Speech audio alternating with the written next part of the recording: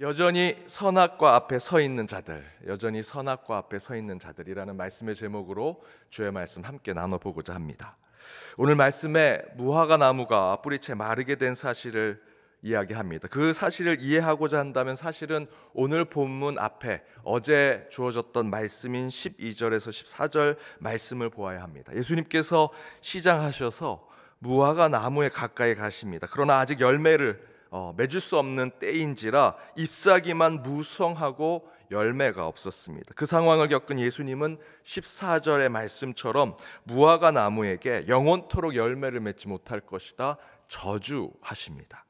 그리고 나서 하루가 지나 아침에 그 나무 앞에 지나는 장면이 바로 오늘 본문의 장면인데, 그 장면을 보니 그 나무가 다 말라버린 것을 보게 됩니다. 물론 어떻게 예수님께서 본인이 시장에서 그 열매를 따먹으려고 갔다가 아직 때가 아닌데도 불구하고 그 가운데 열매가 없다는 이유로 저주하실 수 있을까라고도 말할 수 있지요. 이에 대해서는 세 가지로 간단히 답을 드릴 수 있습니다. 첫 번째는 저와 여러분이 하나님의 권한을 뛰어넘으려고 해서는 안 된다라는 것입니다. 하나님의 권한을 넘어서는 안 된다. 하나님의 권한을 우리 인간이 이렇다 저렇다 판단해서는 안 된다라는 것이죠. 하나님은 구원자이시면서 동시에 심판자이십니다. 그분은 한없는 은혜로 구원의 역사를 베푸시지만 동시에 어떤 일에는 심판과 저주를 내리실 수 있는 분입니다. 여러분, 하나님이 우리에게 무한한 사랑을 주시는 분이시죠. 그것은 저희들이 다 경험했습니다. 동시에 여러분 잊지 마셔야 할 것은 여러분이 잘못했을 때 여러분을 심판하고 때로는 꾸중하고 여러분이 잘못된 길로 간 곳에 다시 돌아오도록 하시게 만드시는 분이 하나님인 것을 절대 잊지 마시기 바랍니다. 그것은 저와 여러분이 이렇게 저렇게 할 수 있는 권한에 있는 부분이 아닙니다. 왜 요나처럼 하나님의 뜻에 우리 인간의 생각을 덧붙여서 하나님이 이쪽으로 가라 하는데 왜 자꾸 저희들은 반대편으로 가려고 합니까? 하나님의 뜻은 있는 그대로, 그것이 심판이면, 그것이 저주이면, 때로는 그것이 은혜이거나 또는 그것이 구원이면 우리는 그대로 받기만 하면 된다라는 것입니다. 오늘 이 무화과 저주에 대한, 무화과 나무에 대한 것도 말씀 있는 그대로 받아들이시면 되는 거죠. 두 번째는 시대적 깨달음을 주시기 위함이다라는 것입니다. 여기서 무화과 나무는 곧 유대인을 비유해서 이야기하는 것입니다. 유대인은요, 잎사귀만 무성한 자들이라는 것이죠. 자신들은 율법을 잘 지킨다라고 합니다. 말씀대로 산다고 얘기하고 신앙이 좋은 자들이라고 늘 떠벌리고 말하면서 사는 자들입니다. 잎만 무성합니다. 그러나 열매는 없죠. 그것을 보여주기 위한, 지금의 이 시대의 유대인들의 문제를 지적하기 위한 예수님께서 비유법을 사용하신 말씀이라고 할 수 있습니다. 세 번째가 오늘 함께 나누고자 하는 말씀인데요, 세 번째는 시대를 넘어 보편적인 깨달음을 주시기 위함이다라는 것입니다. 두 번째, 앞에 말씀드렸던 경우 예수님 당시 유대인들을 비판하기 위해서 예수님께서 그 무화과 나무에게 하시는 그 사건을 통해서 유대인들이 지금 이렇게 잘못되어 있다라는 시대적 상황을 설명하시는 것이지요. 그러나 이것이 말씀으로 2000년 동안 당시의 시대를 뛰어넘어 매 역사의 순간마다 우리에게 가르침과 지혜를 주는 말씀이라는 것을 우리가 깨달아야 합니다. 오늘 본문의 무화과 나무를 저주하신 예수님의 시대를 넘는 가르침은 지금 이 유대인들에게 지금 문제가 있고 그들이 열매가 없는 자들이라는 가르침뿐만 아니라 우리 가까이, 이 말씀을 읽는 저와 여러분에게도 우리 가까이에도 이런 유혹과 죄악의 문제들이 가까이 있다. 조금 더 풀어서 말씀드리면 우리 가까이에 있는 선악과의 유혹을 매 순간 이겨내야 함을 우리에게 깨닫게 해주는 말씀이라는 것입니다.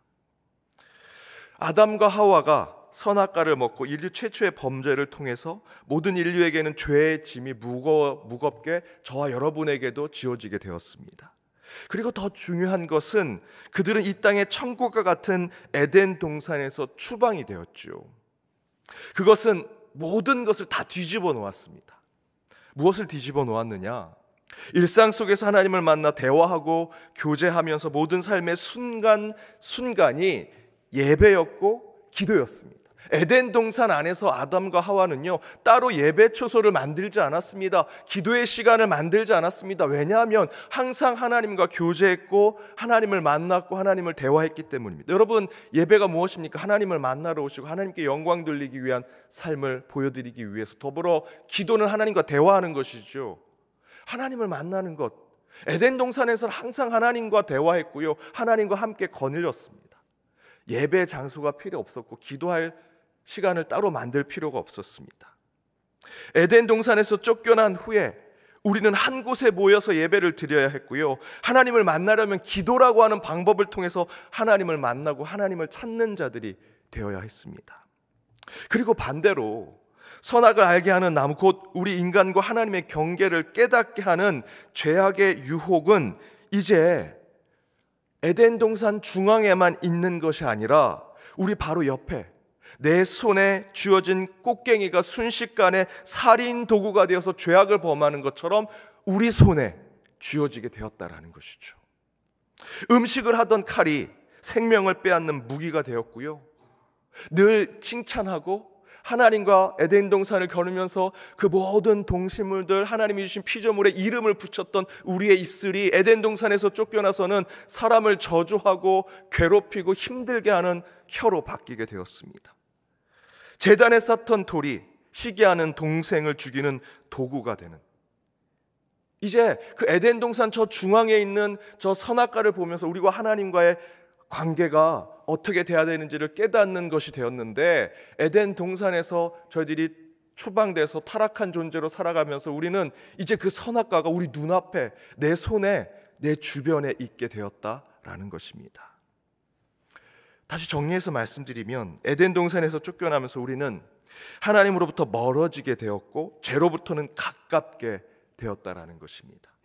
이제는 선악과가 동상 중앙에만 있는 것이 아니라 바로 내 곁에 있게 되었다는 것이죠. 바로 오늘 본문의 무화과 나무는 그 증거를 보여주는 말씀입니다. 예수는 무화과 나무에 가까이 가죠. 왜? 그 안에 잎이 무성했기 때문입니다. 겉보기엔 화려하죠. 무엇인가 우리의 필요를 채워줄 것 같습니다. 그러나 가까이 갔더니 잎만 무성했습니다. 겉만 화려합니다. 있는 척만 하고 있는 것이죠. 이 이야기는 이중적인 의미를 보여줍니다. 예수께서 열매를 얻고자 가까이 갔던 그 무화과 나무가 잎만 무성하고 겉보기만 화려할 뿐 아무것도 가진 것이 없고 있는 척하는 모습은요, 곧 첫 번째는 우리 자신의 죄인된 모습을 보여주는 것이고요, 두 번째는 우리가 죄에 빠지는 유혹의 상황을 보여주는 말씀이라는 것입니다. 첫 번째, 먼저 우리는 무화과 나무와 같은 죄인임을 인정해야 한다. 무화과 나무는 잎이 무성합니다. 겉보기에는요, 열매가 많을 것 같습니다. 그러나 전혀 그렇지 않지요. 저와 여러분의 신앙의 삶도 그럴 때가 많지 않습니까? 말만 무성합니다. 이렇게 하겠다 저렇게 하겠다, 하나님께 약속만, 막 기도할 때 하나님께 약속만 여러분 너무나 많이 하지 않으십니까? 결심은 새해에 정말 많이 세워두죠. 그러나 정작 해내는 것은 그리 많지 않습니다. 물론 하나님 모시기에 애교일 수도 있죠. 그러나 심각한 것은 저와 여러분, 적어도 이 새벽 제단을 지키는 저와 여러분은 직분을 가졌죠. 직분을 가졌다고 우리는 대단한 열매를 맺고 있는 자처럼 생각한다는 것입니다. 그러나 전혀 그렇지 않습니다. 직분을 가졌다라는 것은 더 좋은 밭에 믿음의 경작을 통해서 더 많은 열매를 맺는 자들이 되어야 한다라는 것이죠. 그런데 저와 여러분이 그렇습니까? 오늘 말씀대로 본다면 예수님께서 우리에게 가까이 오셨습니다. 네가 장로지, 네가 권사지, 내가 집사지, 네가 목사지, 그리고 네가 정말 뭔가 대단한가 보다 하고 가까이 갔는데 잎만 무성한 무화과 나무에 불과한 모습이 저와 여러분의 모습이 아니냐라는 것입니다. 여러분, 이것은 교회에도 똑같이 적용할 수 있습니다. 우리 교회는 130년이 되었다 자랑하죠. 그런데 혹시 그 자랑이 오늘 본문에 있는 무화과 나무와 똑같은 것은 아닌지, 예수님도 130년 된 우리 연동교회를 찾아와서 그래, 올해가 너희 130주년이래지 뭔가 큰 결실과 열매가 있겠구나 하고 오셨는데 잎만 무성한 교회의 모습은 아닌지. 사랑하는 여러분, 먼저는 저와 여러분이 예수님이 찾아오셨을 때 입만 무성하고 열매가 없는 그런 그리스도인이 되지 않길 바랍니다. 더불어 130년 된 우리 교회가 올해 130년만 된 것을 자랑하는 잎사귀만 무성한 무화과 나무가 되지 않기를 바랍니다. 반드시 잎이 무성한 만큼 더 많은 열매, 더 귀한 영적 결실을 맺는 교회와 우리 신앙인이 되어서 더욱 하나님께 영광을 돌리는 저와 여러분, 우리 연동교회가 되기를 주님의 이름으로 축복합니다. 두 번째, 우리는 매 순간 선악과 앞에 서 있다는 생각으로 저와 여러분의 신앙을 지켜야 합니다. 에덴에서 쫓겨난 후 모든 인류는요, 우리 눈앞에 선악과가 매 순간 눈앞에 나타납니다. 여러분, 아프리카의 어린이들의 사망률이 제일 높은 이유가 뭔지 아십니까? 아프리카는 에이즈가 많으니까, 암도 고칠 수 없는 병험도 많이 없으니까 암으로 많이 죽겠지? 큰 사고가 많이 나서, 전쟁이 나서 전쟁 때문에 아이들이 많이 죽겠지? 아닙니다. 아프리카 아이들이 제일 많이 죽는 이유는요, 정수되지 않은 더러운 물을 먹어서 병에 걸려 죽습니다. 아이들이 병들어 아프게 하는, 끝내 죽게 하는 것은요, 대단한 질병, 대단한 사고가 나서 죽는 것이 아니고요, 그들이 가장 가까이에 두고 먹는 물 때문에 가장 높은 사망률을 갖고 있다는 것입니다. 사랑하는 여러분, 이 사실은 우리 믿는 자들의 영적 문제도 똑같습니다. 여러분, 잠자다가 귀신이 나타나서 큰 시험에 드신 분 계십니까?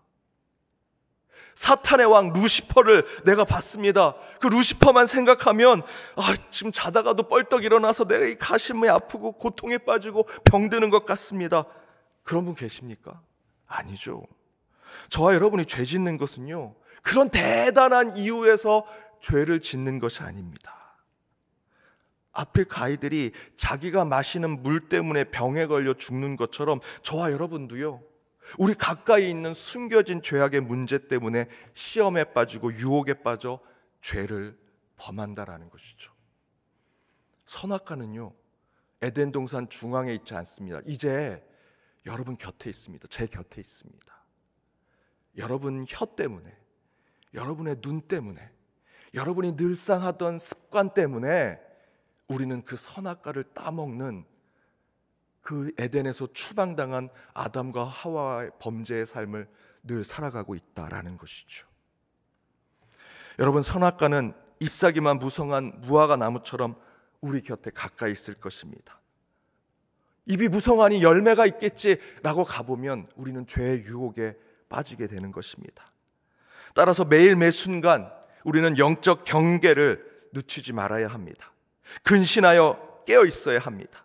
사단과 원수는요, 우리 곁에서 우는 사자와 같이 두루다니며 삼킬 자를 찾고 있습니다. 따라서 더욱 우리는 우리 주변을 살피고 가까운 곳에서부터 정직하고 바른 삶을 지켜내야 할 것입니다. 사랑하는 여러분, 선악과요, 에덴 동산의 이야기, 저기 이단들이나 다른 종교나 세상 사람들이 따먹는 선악과 아닙니다. 저와 여러분의 삶의 주변에 있습니다. 그것의 유혹에, 그 죄악에 빠지지 않도록 항상 주 앞에 바로 서고 우리의 신앙 가운데 온전함으로 나아가는 연동의 모든 권속들 되시길 주님의 이름으로 축복합니다. 우리 함께 찬양으로 결단하며 나아가길 원합니다.